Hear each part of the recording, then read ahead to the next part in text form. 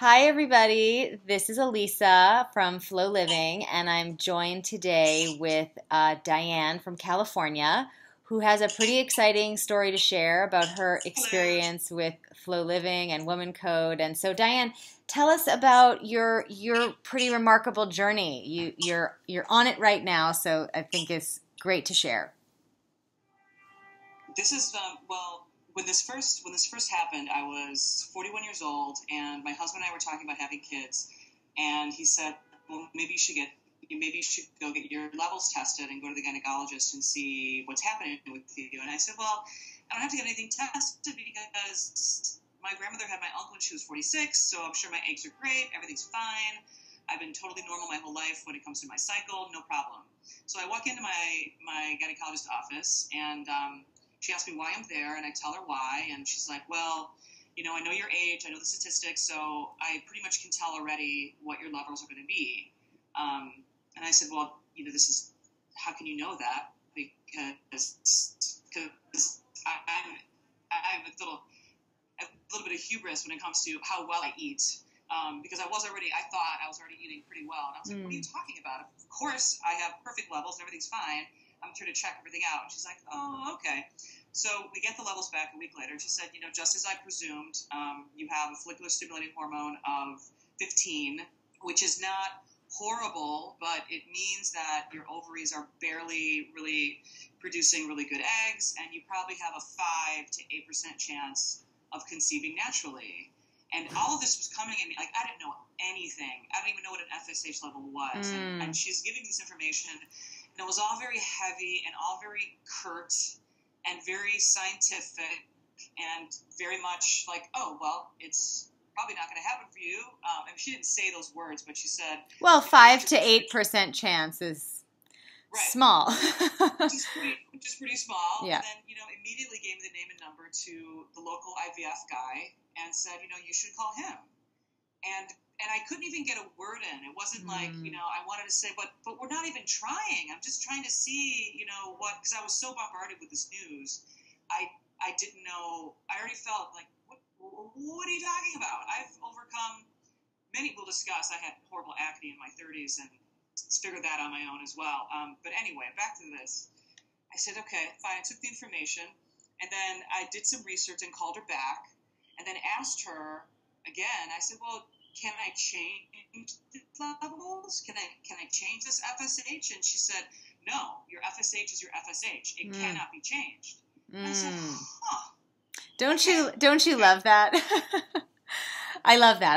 I love when things are unchangeable in quotation. Yep. Unchangeable, cannot be changed. And so I was pretty much like, I didn't believe it. I half believed it because here's this, great doctor, trained doctor telling me that your FSH is your FSH and you're done. You waited too long, essentially. You're 41, sorry, it's over. So what did you do? I didn't have any information. I didn't have your book yet. I didn't have any information that I gathered. I tried to give her my pop culture knowledge. I go, "What about this celebrity and that celebrity? And they're all older than me. And how are they having all these children?" So she goes, "They're all having twins. There's a reason why they're having twins." And I was like, "Oh my God, no, blah, blah, blah." So I take this information. I still don't believe it. And I'm still living a life. I'm not really, I didn't get the book yet. So I didn't know anything about the 4 stages of my cycle. I thought there was the menstrual phase and the ovulatory. Thank you, ovulation. I was like, well, I know when I'm ovulating and I know when I'm menstruating, and are there more? I didn't even know. So I started doing some very simple research online, and I find this woman who I think is from San Francisco actually did something called the Fertility Cookbook, and it talks about you can't smoke, you can't drink, you can't do any of this, but it wasn't scientific. It wasn't your book. It was very kind of like, just eat really plain food and have a lot of avocados, and you'll clean up your diet and you'll get pregnant. I was like, okay. But it didn't really appeal to me because I'm an insane Virgo, and I need to know why is happening. Ah, yes, it's in the stars. I need to know the facts. for a year, it's in the stars. So for a year, I'm just kind of like going about my business. My husband and I, we live in an area in Central California where there's a whole lot of really delicious, unpasteurized craft beers. So the weekend, there was a lot of beer in my weekend, and I was eating a lot of meat, and I was eating a lot of cheese, and not that much because I'm vain, and that will bring upon acne. So, but I was eating a ton of inflammatory food, so I didn't even realize. So this is on the back burner, and I was still in disbelief, and I wasn't really taking control over my diet to a huge, in a real way. And then right around end of August of 2013, I'm at the local bookstore, like the only one that's alive because everything else is online, and I see the purple cover of Woman Code, and it's Woman Code, and I see this, and it was sitting like, it wasn't really out in full view. It was just kind of there was a little display, and it was sitting there, and I was like, what is this, some kind of Empower Your Life book, But for whatever reason, because I was supposed to buy it, I grabbed it, and I started flipping through it, and I immediately went to see if there was a fertility section, and there was. And I really started reading, I'm not a loiter per se, so it's not like I'm going to take a book and start bending it, but I sat down with it, I went to the corner, I opened it up, and I'm just, okay, I'm buying it. Like, usually I'm just like, I'm not going to buy a book full price, I'm going to wait, no, I'm buying it right now, because I don't even know, it must have come out at that point. It was beginning of August 2013. Right. When I bought it. Yeah. So I burned through it, okay? I burned through the whole book, and I said, okay, I see what I have to do. I'm gonna try this. I'm gonna see what it does, because I love the testimonials inside saying I did this and this worked, and I'm like, this. Well, it has to be true, but is it really true? Is this person? I'm not sure. It seems like it was such a friendly approach that it couldn't have been real. Like I was like, because I'm so used to books that have. And the blah, blah, blah study from the blah, blah, blah AMA Journal of Medicine states that statistically women between the ages of blah, blah, blah. But it was so friendly and just open. I said, okay, I'll do this. Can I get rid of all these inflammatory foods? So first, I'm getting rid of sugar, no problem. Then I get rid of the cheese, no problem. Then I get rid of the gluten, no problem. And my husband was like, what are you doing? Well, I want to see if this works. And so now I'm making pasta without cheese, or I'm getting the amaranth pasta. And I'm getting rid of all of these things, and then I get rid of all the wine and all the beer, and that's over with. And by the time my birthday rolled around, which is September 7th, 2013, I turned 42, and I said, okay, I have to do this cold. Like, I need to do this exactly as written. I need to see what happens, just as an experiment.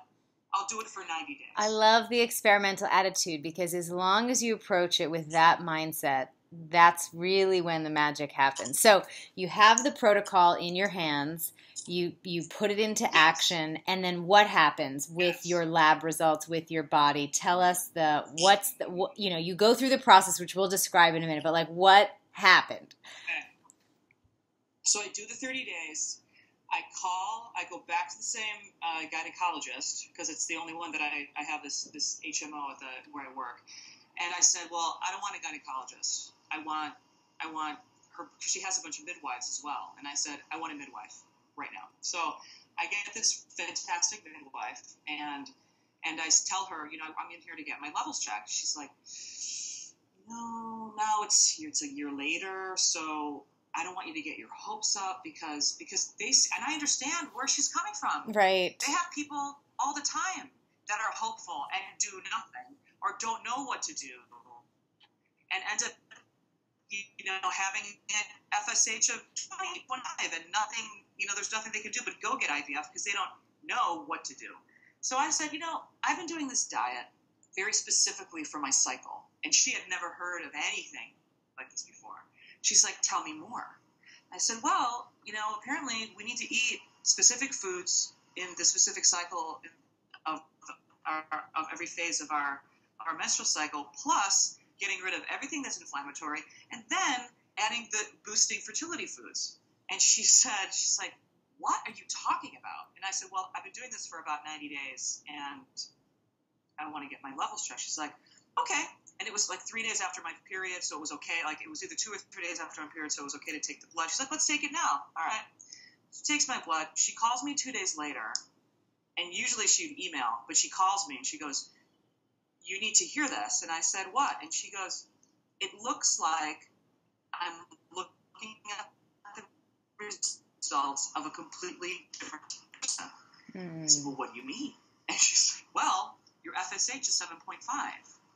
And I said, that's good, right? She goes, that's the normal level of a 33-year-old, of a healthy 33-year-old. Yeah. She goes, you're 42. Yeah. You're 42. She goes, this shouldn't have happened. What did you do exactly? And what's the name of the book?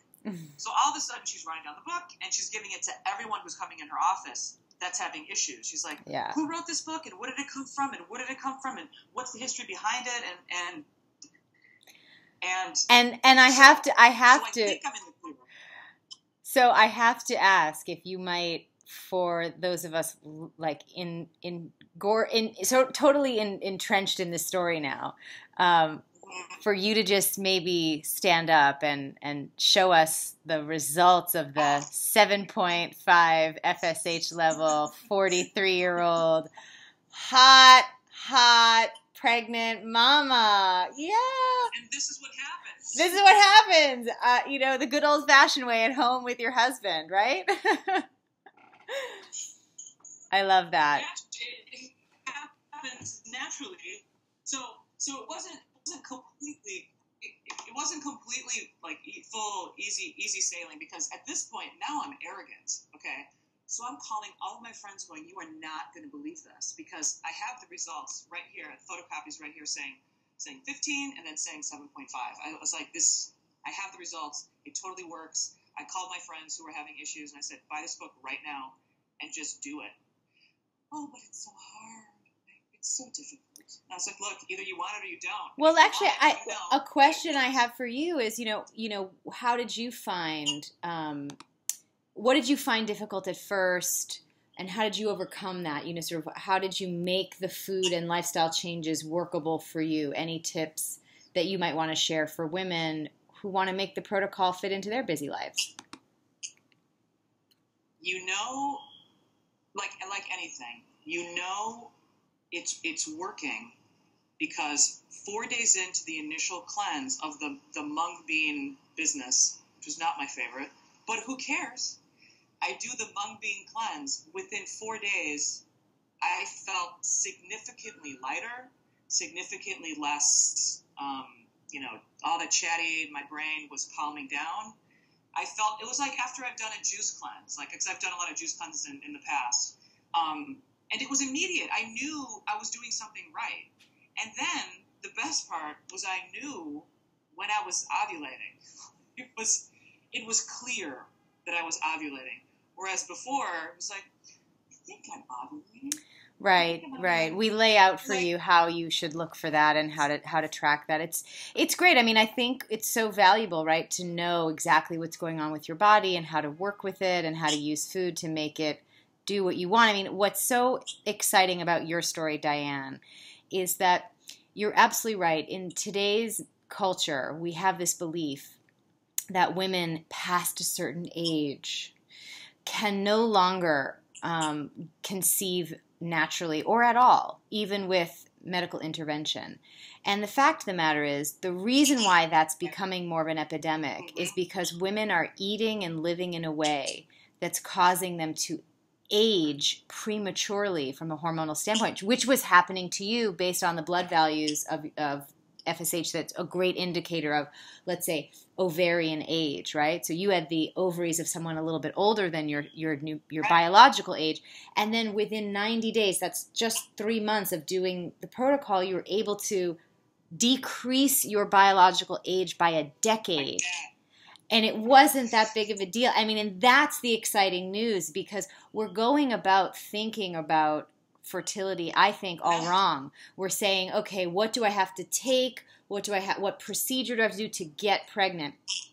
What we need to do is be thinking about, how can I promote hormonal youth inside of my endocrine system, and that is a food and lifestyle game. And you, my dear, have played that to win, if I might say so, because you're fit to burst any day now, right?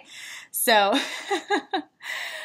so it's so important that you shared your story, and and I'm so excited for you. I'm so happy for your, having just recently transitioned into motherhood myself. I'm so excited for your imminent transition. How does your partner feel about you being in the flow and sort of living the woman code lifestyle? He has told his entire family, and I mean, his family is pretty, very progressive. They're from Rome, Italy, and because no one's ever heard of this, I'm sure my mother-in-law and father-in-law were thinking this was like, what are you talking about? Like super hokey. Mm-hmm. What do you mean? It was so specific. And then and they're like, oh, well, Diane's pretty determined. And so she always seems to get what she wants or needs and in any way possible. So maybe this will work. And then the second I came back with my results of having a 7.5 FSH, they were floored. And they were just like, what are you talking about? And then his friends who were gynecologists over there got involved, and they were just like, what do you mean? Like, this is a revolution. And then all of a sudden, and then 3 months later after that, I'm pregnant, or 4 months, about 4 months later after that, I'm pregnant. Beautiful. But one thing I wanted to add was, so I'm at 7.5, and I'm thinking, I've got it in the bag. It's the second. I wasn't even really thinking that seriously about having children until I was told you're not going to have any, or it's going to be really difficult, or you're going to have to spend $20,000 on IVF and then maybe have triplets, which was not something I was interested in. And as soon as I heard that, it was like, oh no, this is happening. And then when it did happen, and I was at 7.5, I just started crying when I saw that. I was like, oh my God, this is real. This is going to happen. So now I'm arrogant. And to show you how sensitive our bodies are, how incredibly in tune our bodies are when we give it what it needs, how it works when we give it what it needs, and how it doesn't work when we give it what it doesn't need, I started having some bread. And I started having, I had one beer a week. One. Okay? Yeah. In January, I'm not pregnant. I'm like, what's going on? Let me get my test done again. I knew something was off. I was still eating for my cycles, for my phases and my cycles, but I was having one beer a week, and I was having some bread. Not a lot. I was still eating buckwheat on a daily basis. I was still eating avocados and Brazil nuts, and I was putting cinnamon on everything and making brown rice with turmeric and loading it with vegetables and doing what I needed to do. But that one tiny beer, it was a pint. Yeah. A week. Got my levels checked again in February, and my FSH went up to 9.8. So sensitive. 9.8. Women are so hormonally sensitive, much more so these days, because, as I talk about in the book and on our program, is we're in this perfect storm right now that's never been. There's been no precedent for it in our history as humans. We have pesticide exposure in the environment, in our food supply, that's unprecedented. We live a lifestyle that's completely stressful and taxing on our endocrine system.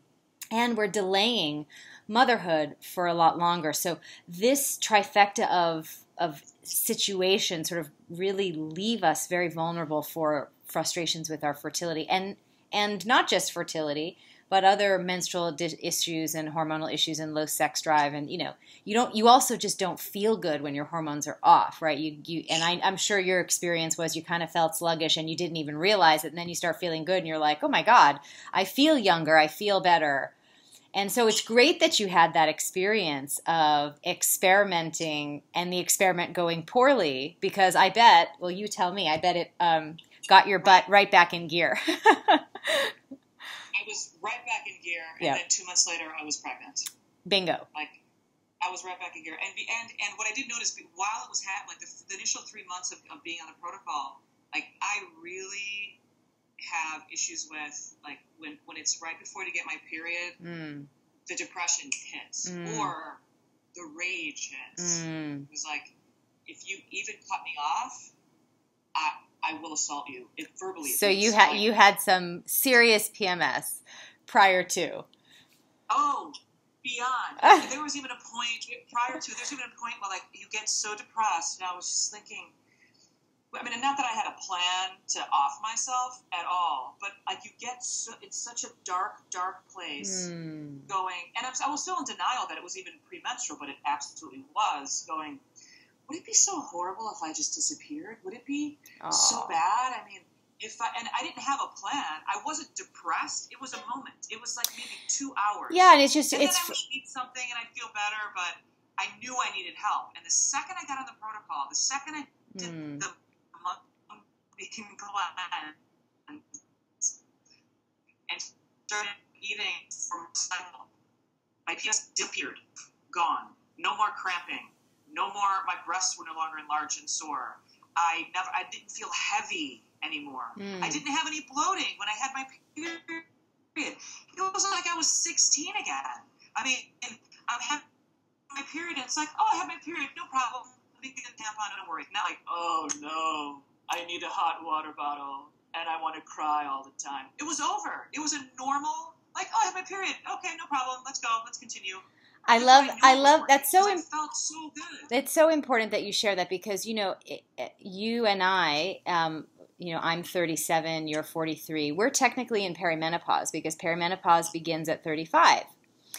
And what's so valuable is whether or not you were taking this on for the purposes of getting pregnant, right? You were able to improve your perimenopausal experience of your cycle as well, right? Because we're talking about, reversing this rapid hormonal aging process that everybody's going through. I mean, it's not just women in their 40s. As you know, you have friends and colleagues in their 20s and 30s who are dealing with these same issues, including infertility. And so that's just a testament to show that this premature hormonal aging can happen to anyone at any time. And your story is such an important one because at any age, you can reverse that process in 90 days with the food and lifestyle changes that we talk about in Woman Code and in the Woman Code protocol online. And I just love that you had that experience for yourself because I know what it's meant for me to have lived through all the health transformations, and I just love having other women have that experience because now this is you have this. No one can take this away from you. You know what to do for the rest of your life. You're set. You know how to feel good. You can program your body for optimal health, forever, and that's so huge. It's incredible. It's not to mention my skin. I mean, silky smooth. I mean, everything. My husband would just be like, how is your skin this smooth? It's always been smooth, but not like this. I mean, everything changed. People that I, like acquaintances of mine at the local grocery store were saying, what are you doing? What's happening to you? Have you gone vegan? I said, well, I'm eating meat. I'm like, but I don't have any dairy. And when I got my results back, I was just telling everyone, like, this, like, I'm sure people were getting really sick of me because I was like, no. This works. I'm living proof. You have to get this book. And of course, everyone's listening because they want to. Who wants to not feel their best all the time, Well, and I love that you shared with me, and if I can share that, because we do talk about this in the protocol. It's the last step of the protocol, which is about embracing your potential beyond health. Because once you get your health handled, right, your whole life opens up in a different way for you. And, you were sharing with me that you've been kind of keeping yourself back in terms of the things that you've chosen to do with your career. And you're about to step into not only this big transition with motherhood, but a big transition with your career, leaving behind that which you had done to sort of pay the bills, so to speak, and now you are taking on your true soul's calling of, can I share? Yes. Of stepping into the spotlight as a... I mean, I've always been an opera singer, you know, I mean, just so cool. And this also is a cool side effect of doing the protocol, because you feel you become such a clear channel for your own inner wisdom and your own soul's voice, that you just know with certainty and clarity what it is you want to do, and you just start doing it. The effort becomes effortless. Taking action becomes pleasurable. There's no blockage, and even, and I'm sure it has to do with getting rid of all the inflammatory food, and of course getting rid of the dairy and the gluten. And I don't even have that. I'm not gluten sensitive to my knowledge. Like, I don't have celiac. I don't have a problem. You know, if I have too much bread, yeah, I'm not going to go to the bathroom as much as I would like. But when I was completely on the protocol, my singing was crystal clear. My teachers and my coaches were saying, what's, you know, you don't, your sound, your tone is clean. And I said, because my body is clean. My body is like ridiculously clean. Not to mention getting rid of all of the cleaners that I had. And the one, actually I have to say, my delicious craft beer was not the last thing to go. It was and I won't say the name of the when I first started making a little bit more money when I was living in New York, I bought this fantastic cream that you get in the East Village. I won't tell them where, that everybody knows about. It's like one of the oldest apothecaries, and I just bought a big tub of it, of moisturizer, and it's full of methyl lauryl sulfate. And I'm looking at it going, just spent $50 on that cream.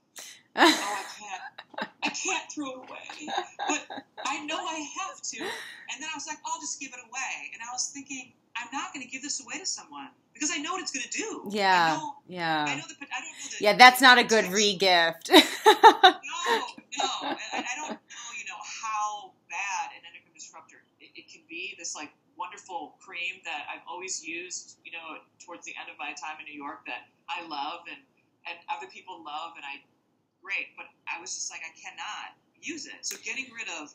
Yeah. Luckily these days there are great natural options, you know, but yeah, you know, you do have to start shopping in different places and making different choices, but you know, slowly, step by step, you know, and I think because the process takes a couple of months, you don't have to feel overwhelmed. And I'd actually love to end with the question, you know, if what would you say to someone who, you know, is listening to this, or who read about the protocol or is thinking about doing it, and they just feel a little overwhelmed, they feel like it might be too complicated or difficult for them, you know, what would you say to them to help them take that first step?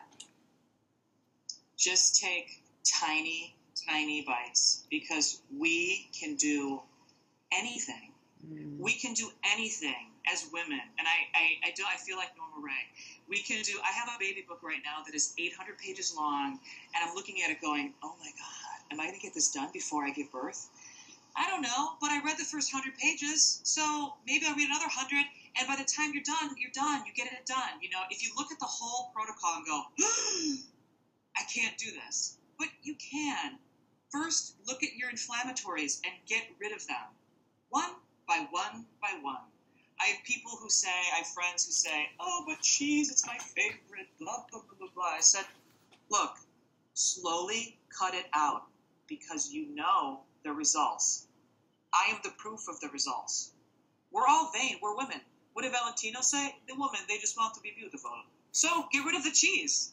You'll see what happens to your skin. I love that Valentino is now on the website. He does make fabulous dresses. He does. He's like, I know what women want. They want to be beautiful. And we all do. And the second you do, when you feel, once you start with the cleanse, you'll know immediately that you're on the right path. And it's just like when people who want to lose weight, they're not going to continue to lose weight if they don't see that they've lost 5 pounds, that they've lost 7 pounds, that they've lost 15 pounds. This is the same thing. You see the results right away, so you want to continue to do it. And then when you get your crazy results from 15 to 7.5 and go, I'm going to get knocked up now. After everyone's telling you, you're old, it's not going to happen. And even and quickly, even along the way, like being 42 at the time and having the genetic screening, and because we have to do that. Well, I had to do that at 35 up. You have to do this all this genetic screening, and the odds of this happening are, you're going to have a 1 in 18 chance of there's having a lot Down of syndrome there's a child. lot of negative, fear-based things, but and at the same time, not to criticize the medical profession at all here, but it's true, because we're not taking care of our diet and we're not caretaking the let's say youthfulness of our eggs, that those statistics sometimes really do reflect the sort of mainstream, Right. Diet and lifestyle that's affecting women's fertility and their hormonal health. So, scary, but also good for you to Of see course they do. that once you took charge of your diet and lifestyle and started getting it, woman coded, that those things are no longer a concern, which is, They're no longer a factor at all. Yeah. And the women and I happen to be surrounded by women who were these genetic counselors and the other gynecologists that I was seeing in my first ultrasounds. And my husband would just smile and look at me and say, tell them your story. And I told all of them. And then when we got the results back, like, they were expecting, to me to have these horrible results. And then I think I had a 1 in 17,000 chance of having a trisomy. I forget which one it was. And they just, like, the one woman who was kind of the biggest, she's very serious, and these are the statistics, and you're going to be 42. Oh no, you're going to be 43 when you give birth. And so she was like, oh well, we have to get out this chart. So here the odds are even worse. And then when we crunched the numbers with the nucleotranslucency test and my hormonal test from 2 weeks prior, she couldn't believe what she saw, and she said to me, which my husband loved, she said to me, you don't even need an amnio with these results. You don't need an amnio. Oh, that's great. I'm so glad. She said a 16-year-old, a healthy 16-year-old would have the same results as you, she said to me. And I was just like hearing, hallelujah. I'm hearing these angels singing going, I know. And now I'm this crazed, obsessed woman code person. Like, Me too. Me too. Yeah. Well, I love that. I think that's an important takeaway. There's a reason why there are 5 steps in the protocol, and there's a reason why it takes 3 months, because the body needs time to adjust, and so do you. And there is a right sequence for the endocrine system for you to be doing all of these changes, which we take you through in the program. And so it's just great that really is the thing to hold on to. Don't look at the big picture. One step at a time. I love that advice. So for those of you who are thinking about it, never a bad time to get started. I think the sooner the better for your ovaries, for your fertility, for your sex drive, for your moods, for your relationships, for your soul's passion, whatever reason you're finding yourself here watching this video and thinking about how this might affect your life. It's worth the experiment, as Diane said, to just give it a try and see what it might do for you. I think that's great advice. Diane, thank you so much for sharing this beautiful story. We're so excited for you. We want baby pictures. And let me show the baby again. Oh my goodness, gorgeous. Having just been pregnant, it's just nice to see a big, juicy pregnant belly. I love it. I'm wishing you such good vibes for the birth, and of course, I want to stay connected and hear how you're doing. And thank you so much for taking the time to do this today. And everyone who is watching, thanks for watching, and hope to see you all getting your woman code way on and getting your body and your fertility in the flow very, very soon. All right, everyone. Bye for now.